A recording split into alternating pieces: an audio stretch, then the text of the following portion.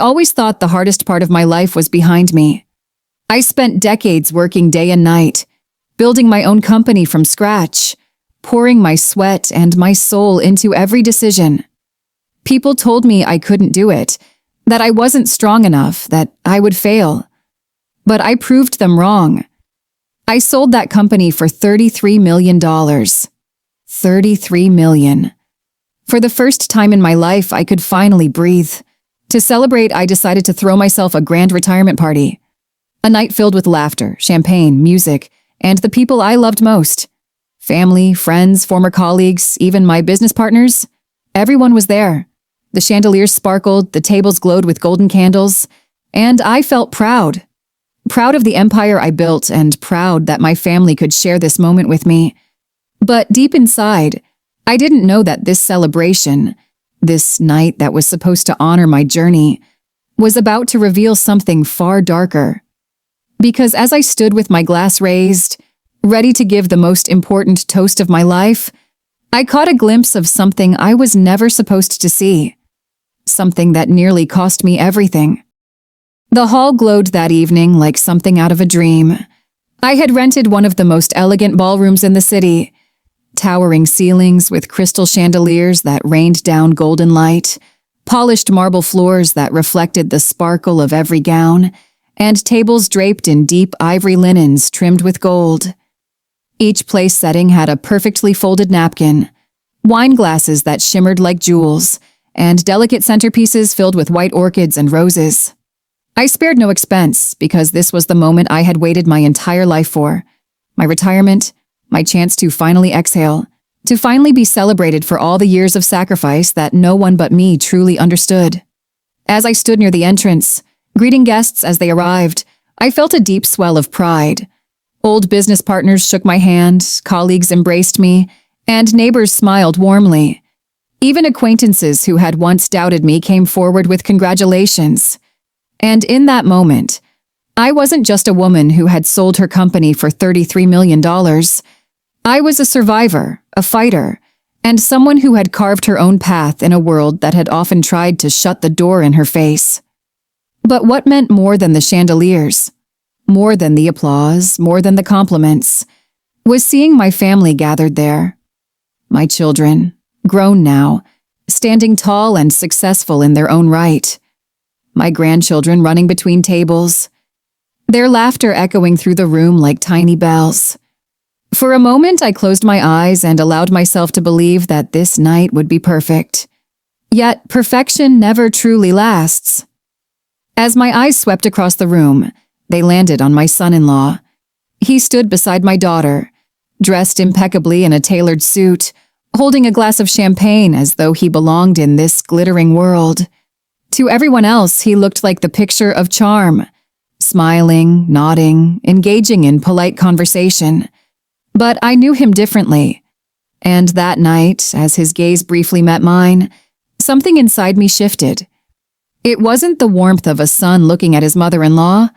It wasn't respect or admiration.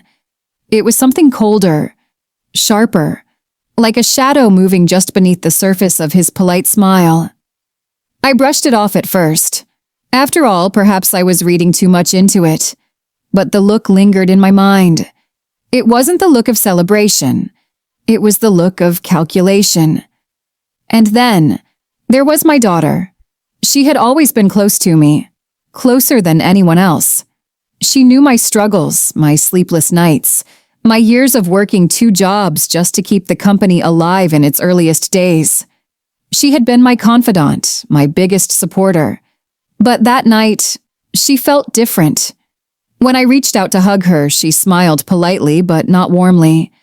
Her arms wrapped around me lightly, as if out of obligation rather than love. Her eyes, usually so bright when she looked at me, flickered away quickly, as if avoiding something. I tried to shake off the unease. It's just nerves, I told myself. Maybe the grandeur of the evening was overwhelming her. Maybe she was tired. But a small voice inside me whispered that something was wrong. Terribly wrong. Still, I pushed forward, determined not to let shadows ruin my night. The band began to play softly in the background, the smooth notes of a saxophone floating like silk through the room. Waiters glided between tables carrying trays of hors d'oeuvres, tiny caviar blinis, smoked salmon on crisp bread, delicate cups of butternut soup. Laughter bubbled at the corners of the hall, conversations overlapped, and the room pulsed with energy. From the outside, it looked like nothing could possibly go wrong. I walked through the tables slowly, touching shoulders, leaning in to thank old friends for coming. I felt like a queen in her kingdom, surrounded by the people who had witnessed both my struggles and my triumph. Yet every few moments I would catch sight of my son-in-law again, watching me, not with admiration but with something else I couldn't name. Something that didn't belong in a celebration. My daughter's distance cut deeper with every passing minute. She laughed when others laughed, smiled when others smiled. But the warmth that used to be reserved for me was gone. Instead, she stayed close to her husband, whispering with him from time to time, their heads bent together like conspirators. It was subtle, almost unnoticeable, but to me, it was deafening. The weight in my chest grew heavier, but I kept smiling. I had learned long ago that in a room full of people, sometimes the strongest thing a woman can do is keep her composure. As the evening wore on, the chatter grew louder, the music more lively. Glasses clinked, silverware rang softly against plates, and the air itself seemed to vibrate with joy. Guests came to me again and again, thanking me for the invitation, telling me how inspired they were by my story, praising me for what I had accomplished. And though I smiled, though I nodded graciously, my mind remained divided between the celebration in front of me and the strange undercurrent I couldn't quite shake. Finally, the moment arrived. The toast. The band quieted, the guests slowly gathered near the stage, and the waiters moved quickly through the room, placing champagne glasses in every hand. The golden bubbles sparkled beneath the chandelier light, the crisp sound of the glasses touching the tables echoing like a signal. My heart raced as I stood near the podium, ready to deliver the words I had been rehearsing in my mind for weeks. Words of gratitude, of triumph, of legacy. I wanted to honor those who had stood by me, and I wanted to remind everyone, especially my children, that this fortune was not just about wealth, but about resilience, perseverance, and family. I looked out at the crowd, the room suddenly feeling both vast and suffocating at the same time. My son-in-law caught my eye once more, his lips curled in a smile that didn't quite reach his eyes. My daughter stood beside him, holding her glass, her face unreadable. The band quieted entirely. The hall fell into an expectant hush. All eyes turned toward me, and with my champagne glass lifted, I prepared to speak. But deep down, I couldn't ignore the unease twisting inside me. The celebration was perfect on the surface. Elegant, refined, breathtaking. Yet somewhere in the corners of that glittering room, a storm was waiting to break. The room was alive with celebration, clinking glasses, laughter that rose and fell like waves, music that swirled gently around us. I stood at the podium with my champagne glass in hand, preparing to deliver the toast that would mark the end of one chapter of my life and the beginning of another. Every eye was on me, waiting. But just before I spoke, just before the words left my lips, something caught my attention. It was nothing more than a flicker in my peripheral vision, but it froze me where I stood. My son-in-law. His hand moved oddly, not in the casual way someone adjusts a tie or brushes a crumb from their sleeve. No, this was deliberate, quick, secretive. And my gaze sharpened in that instant, even as I pretended to focus on the crowd. I watched, my heart suddenly pounding, as he leaned ever so slightly toward the table where my glass sat. His fingers curled around something small, something hidden in the palm of his hand. A subtle tilt, a flick of his wrist, and then the faintest ripple in my champagne. My breath caught in my chest, my vision tunneled. The elegant ballroom, the polished marble floors, the laughter, it all blurred into the background. The only thing in focus was that single glass of golden bubbles. He had slipped something into my drink. For a moment, I couldn't move. The weight of realization pressed down on me like a stone. My skin prickled with heat. My hands went cold, and yet, I forced my expression to remain calm. No one else had seen it. The waiters bustled with trays. The guests shifted in their seats. My daughter stood nearby, smiling politely. No one noticed, except me. I held my breath, trying to steady the storm inside me. 1,000 thoughts crashed through my mind all at once. Why? Why would he do this?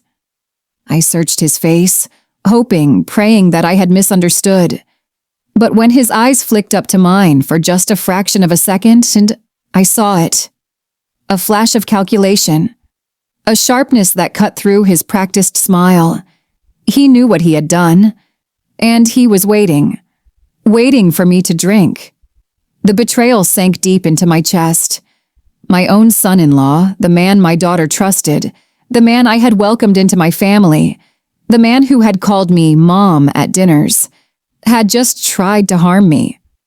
And for what? The answer screamed at me, bitter and obvious. The money. The $33 million that had changed everything. My fortune, my company, my blood, my sweat, my years of sacrifice. That was why. That was the reason he was willing to gamble my life away. Because of greed. I felt anger surge hot and fast, but I pressed it down. I couldn't show my hand. Not yet. Stay calm, I told myself. Don't let him see you panic. Don't let him know you've caught him. I smiled outwardly, raising my glass just as everyone else did, though inside my pulse hammered like a drum. My hand trembled, and I tightened my grip to keep it steady. I could feel every muscle in my body screaming to act, to shout, to expose him right there in front of everyone. But no, something deeper inside me whispered another plan. If I exposed him too soon, he might twist the story. He might lie, deny, turn my daughter against me. He had charm after all, too much charm. I knew he could manipulate, could spin words like silk. If I lashed out recklessly, I might lose the chance to reveal the truth fully. So I chose silence. I chose patience. I chose to play the role of the unsuspecting mother-in-law, standing tall with her champagne glass, preparing for a toast, pretending that nothing at all was wrong. But in my mind, I plotted. I replayed what I had just seen, making certain I hadn't imagined it. No, it was real. The movement of his hand, the way he shielded it from view, the ripple in the golden liquid, it was all burned into my memory. He had done it, and I would not forget. Why would he do this? Was it the money? Was it desperation? Did my daughter know? The questions spun inside me like blades, each one cutting deeper than the last. The thought of my daughter knowing, of her being a part of this, nearly broke me. But when I looked at her face, I saw only distance, not malice. I clung to the hope that she was blind to his intentions, not complicit in them. Still, I had to be careful. Very careful. The guests were quiet now, waiting for me to speak. My moment of hesitation stretched long enough that a few people shifted in their seats, wondering why I hadn't started. I forced a small laugh, as though pausing for dramatic effect, and steadied my voice. Tonight, I began, is more than just a retirement party. It's a celebration of perseverance, of family, of all the years that brought us to this moment.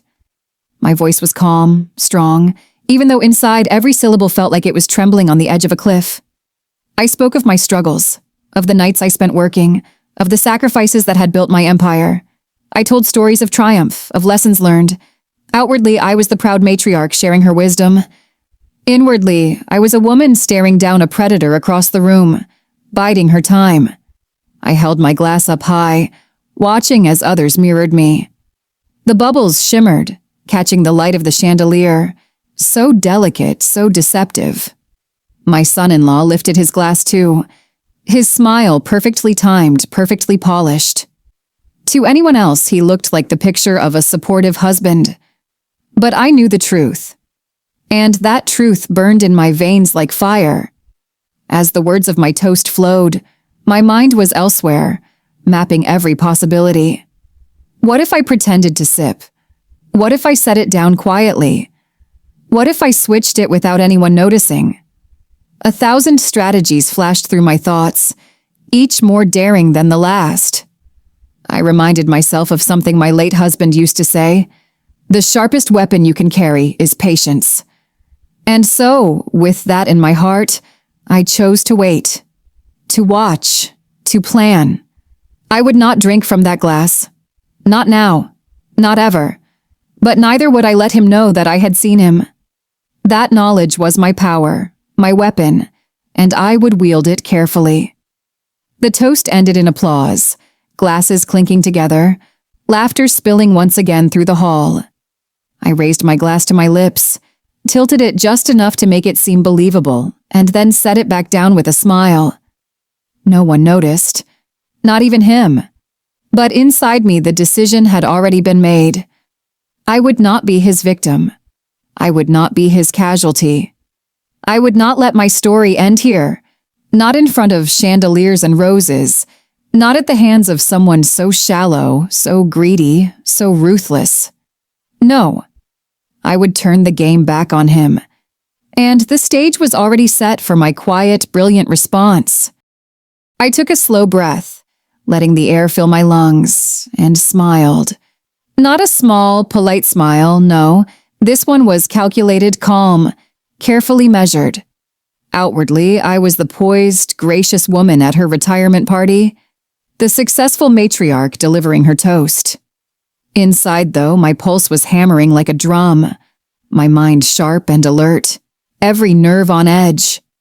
I let my eyes glide across the crowd, giving the appearance of warmth and gratitude, nodding at guests, acknowledging compliments, laughing softly where appropriate. No one could know what I had just seen. No one could know the danger that had silently crept into the golden liquid in my glass. Not my daughter, not my son-in-law, not a single one of the friends or colleagues gathered around me. And most importantly, not him. My gaze drifted toward his mother.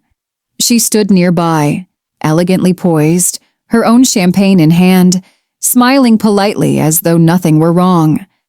I had noticed earlier that she carried herself with an almost exaggerated sense of decorum, the kind that comes from years of watching and calculating social movements. That observation became crucial in my plan. If I moved carefully, quietly, no one would notice a thing.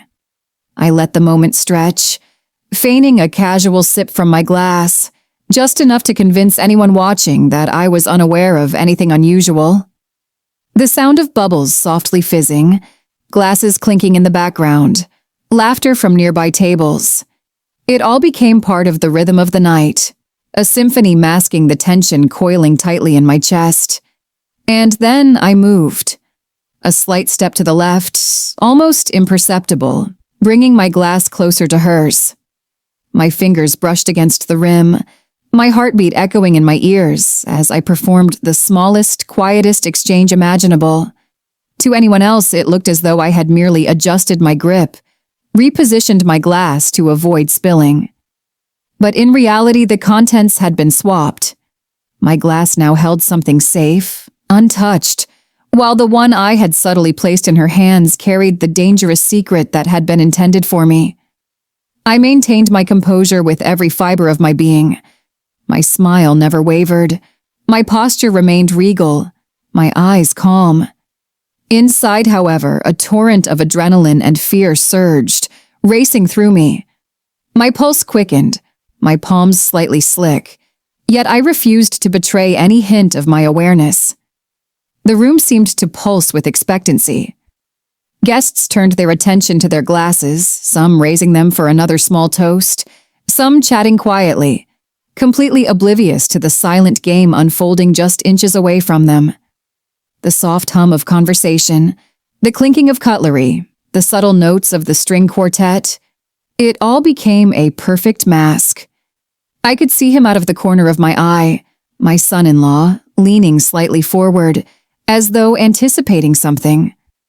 I forced my body to relax, letting my shoulders drop, pretending not to notice him. But I knew. I could feel it radiating from him. The arrogance, the confidence that he had planned for this moment to go perfectly.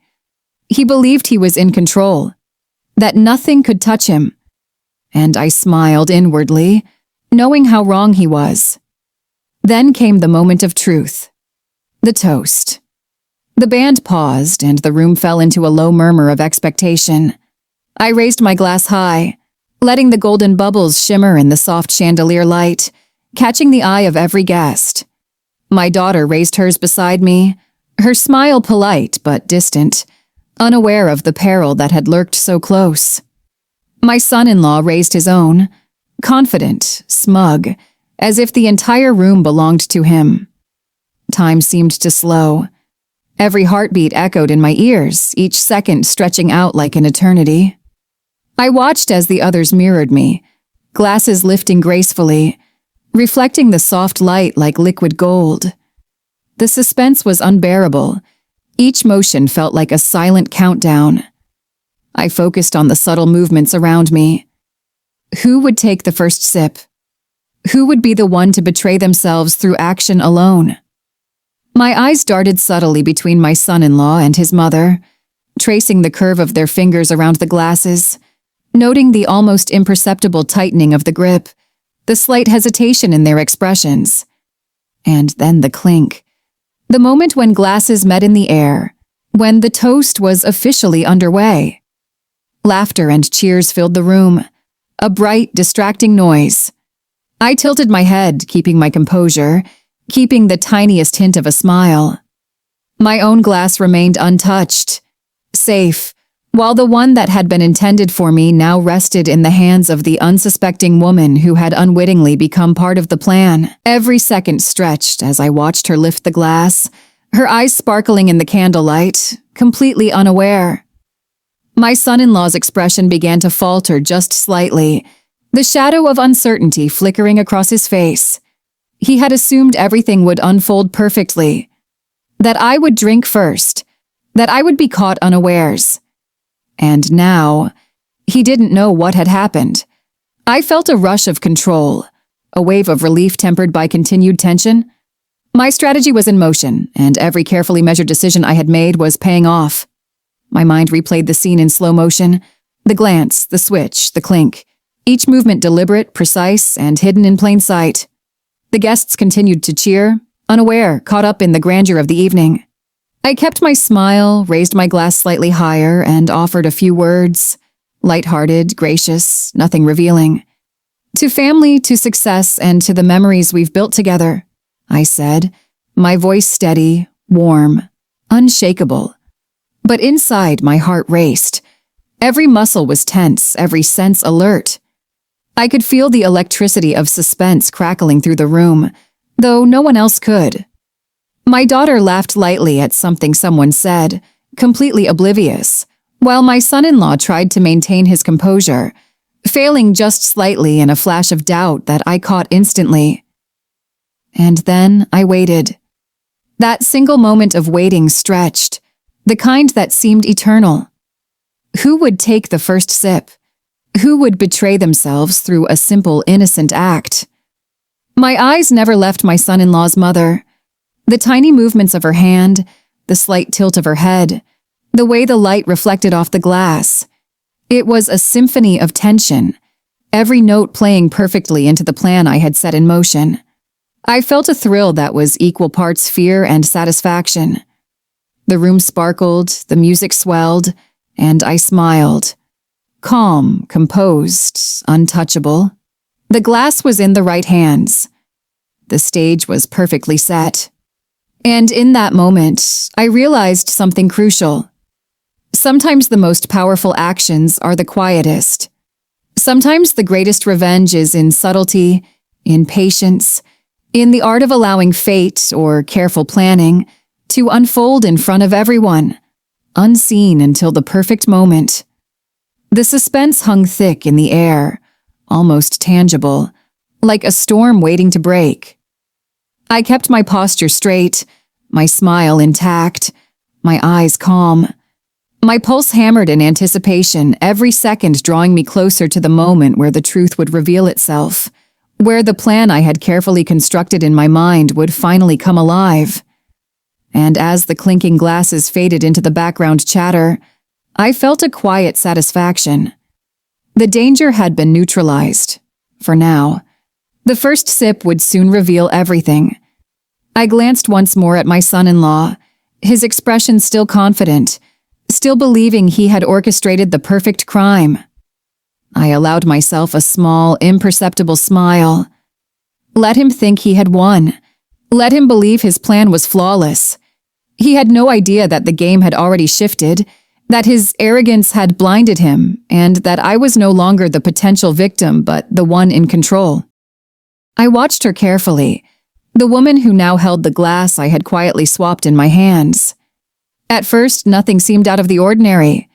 She sipped delicately, her lips brushing the rim, the golden bubbles glinting under the chandelier light. I held my breath as she swallowed, my heart beat loud in my chest, despite the serene smile I kept on my face.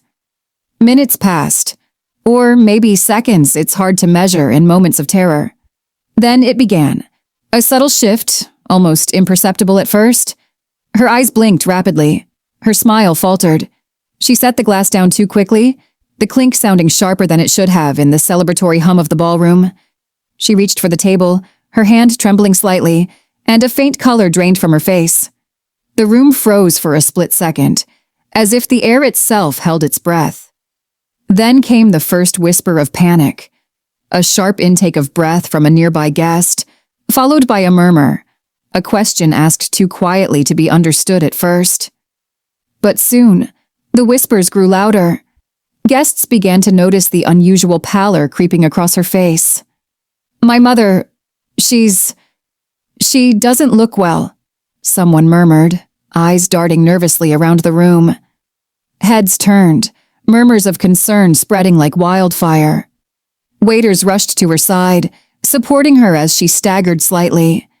Chairs scraped against marble floors, the sudden chaos breaking the rhythmic elegance of the celebration. And I remained calm. My hands rested lightly on my glass, my smile unshaken, my posture perfect. But my mind raced at lightning speed, analyzing every movement, every reaction.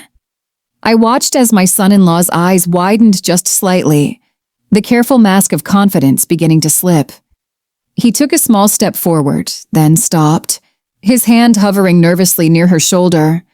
His lips parted as if to speak, but no words came. Panic, fear, and guilt flickered across his face in rapid succession, betraying the carefully constructed persona he had maintained for months. My daughter's eyes widened in alarm, looking from her husband to her mother with confusion and rising concern. "Mom?" she called softly, reaching for her mother's arm. Her voice carried the tremor of panic, but it was drowned out by the swelling concern in the room.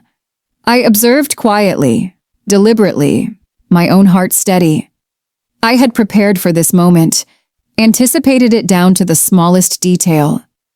The panic around me was real, raw, and deliciously telling. It confirmed everything I had suspected, every thought I had carefully weighed before making the switch. The mother wavered, her knees bending slightly as waiters steadied her. The once elegant, composed figure now seemed fragile, vulnerable, an image so completely opposite from the powerful man who had thought he could control the night. And I noted every micro-expression on my son-in-law's face.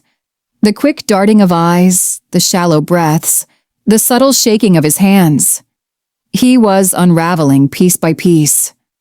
Guests began to murmur louder, some gasping, some calling for assistance, others stepping back in shock. A few whispered theories.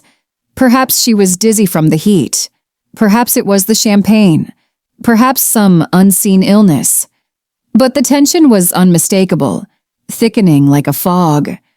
Everyone's attention was on her now, but I could feel the room subtly shifting, the unspoken suspicions creeping toward him. He tried to maintain control, placing a reassuring hand on his mother's back, speaking in a voice that was far too calm, far too measured. But it failed. His gestures were frantic, jerky, betraying the panic he couldn't entirely hide. I noticed his gaze flicking to me once, a silent plea, a fleeting panic that spoke volumes. He realized finally that his plan had failed. The room's energy had changed completely.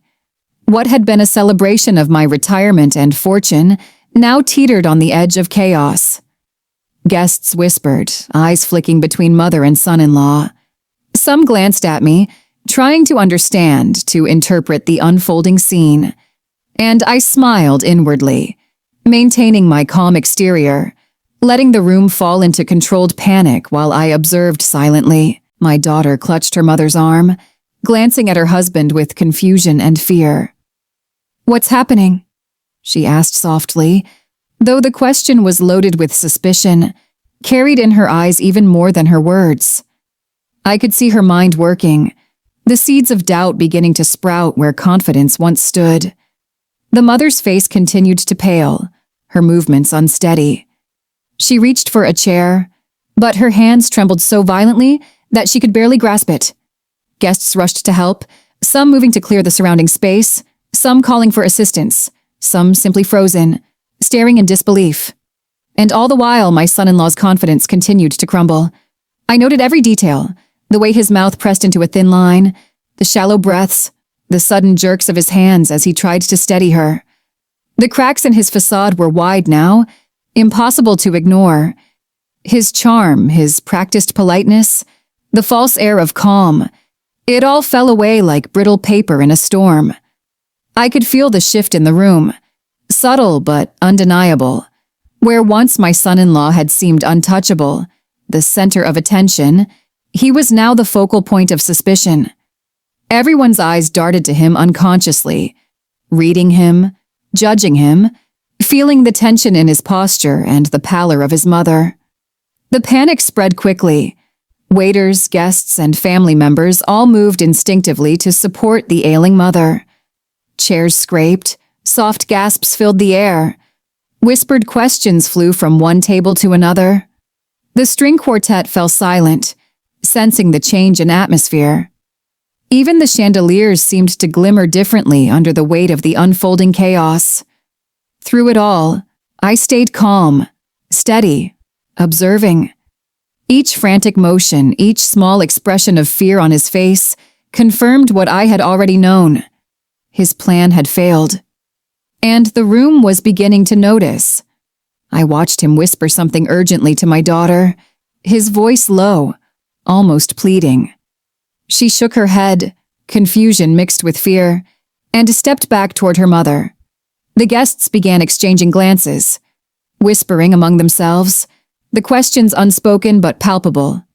"What's wrong? Is someone sick? Why is he acting so strangely?" And there it was, suspicion, slowly creeping like a tide washing over the room. It had shifted from a vague concern to something sharper, sharper still as his movements grew more erratic, more desperate. I watched him flail, trying to maintain composure, but it was futile. Every gesture, every glance betrayed the truth that the rest of the room was just beginning to sense. I felt a rush of quiet satisfaction, tempered only by the lingering tension. I had stayed calm. I had observed. I had allowed the panic to unfold naturally, like a carefully set domino chain. The first ripple of justice had begun, and the chain reaction would not stop until the truth was fully revealed. The mother leaned heavily on the guests around her, her trembling hands gripping the arms of the chair, her face still pale, eyes wide with alarm.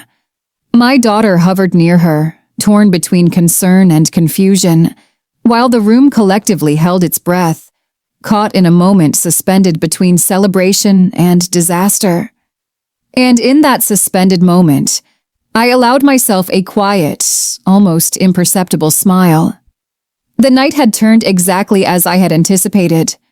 The first shock had hit, The first panic had spread. The room had begun to shift. And my son-in-law, the man who had tried to orchestrate everything, now stood exposed, his confidence crumbling under the weight of his own guilt and the eyes of everyone around him. I could almost hear it. The whispers, the gasps, the silent judgment forming in the minds of everyone present. Suspicion was no longer a quiet undercurrent.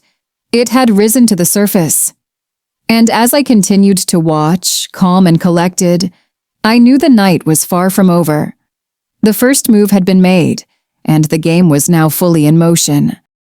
The chaos had barely begun to settle when the truth started to emerge, like a shadow slowly creeping into a room already bathed in light.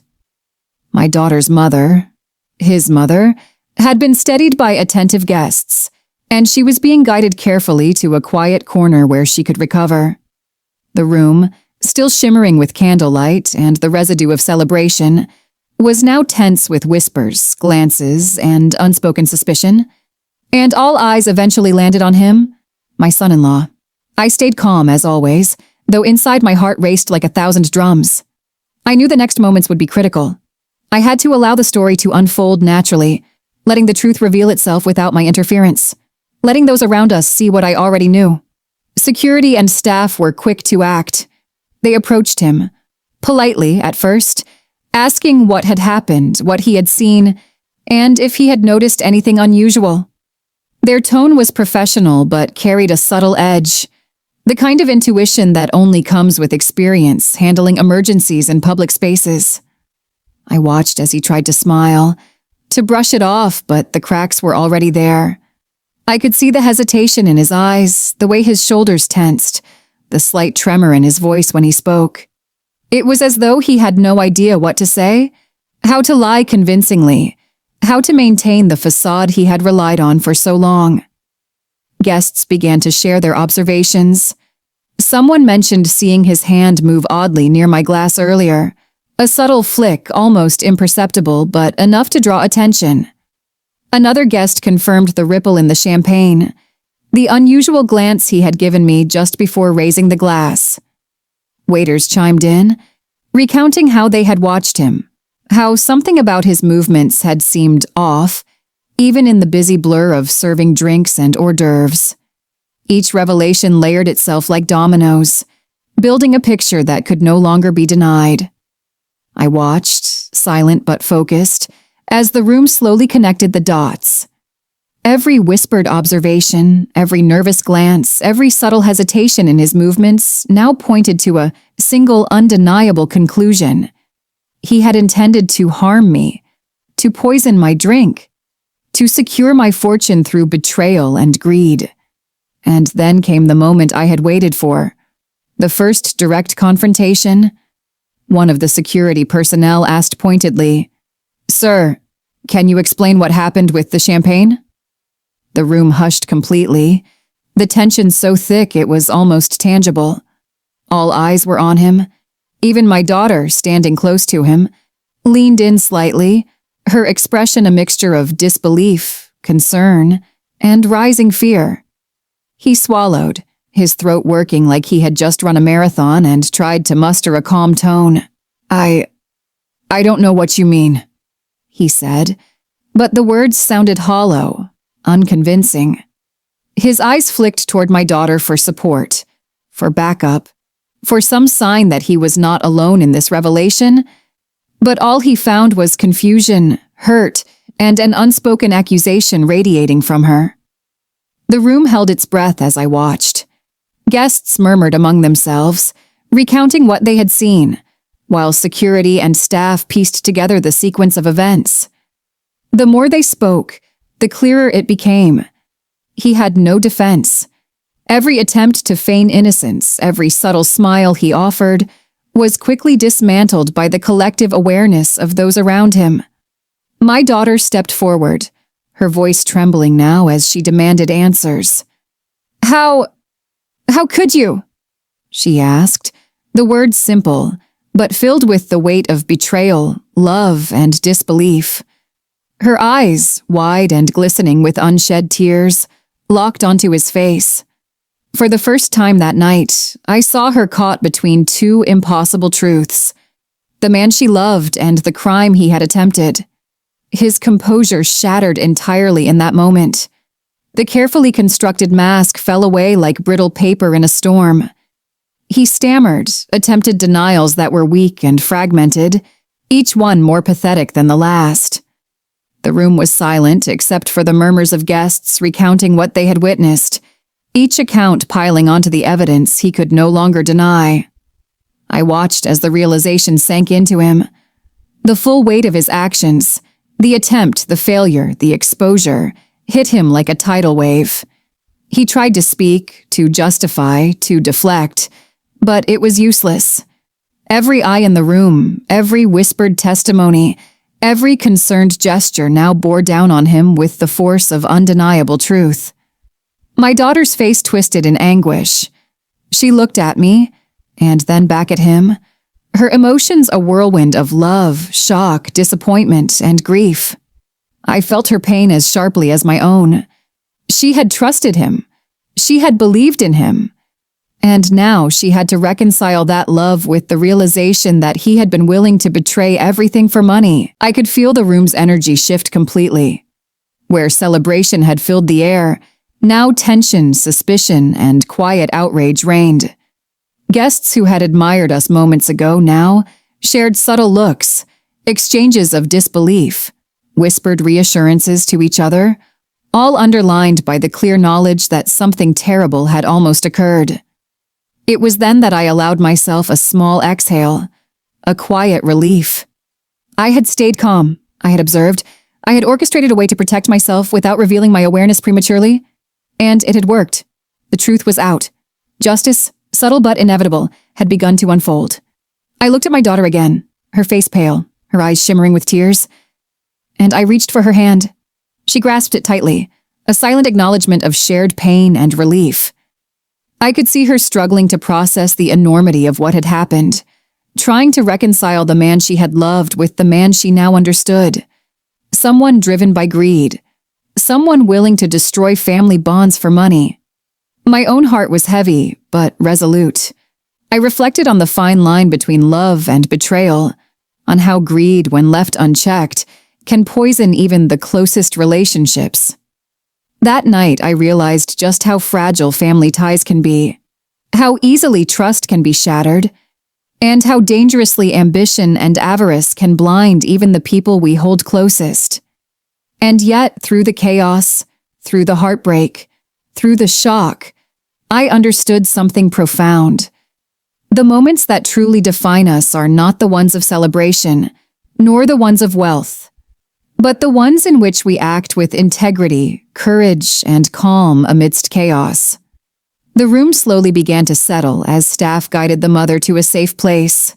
Guests whispered among themselves, and the son-in-law stood, exposed, unable to hide behind charm or deceit. My daughter remained close, her tears falling silently as she absorbed the truth, caught between love and betrayal. And I, standing at the center of it all, felt a sense of quiet vindication. The night that had begun as a celebration of wealth and success had revealed the stark reality of human nature. Greed, ambition, and deceit had almost destroyed my family, but it had not. The bond between mother and daughter, between me and my family, had endured. I allowed myself a final deep breath, acknowledging the lessons of the evening, that vigilance, patience, and quiet intelligence can protect us when others seek to harm, that truth once revealed carries its own power, and that the things we cherish most, family, trust, integrity, are worth guarding above all else. And in that moment, I realized that the night was no longer simply a retirement celebration.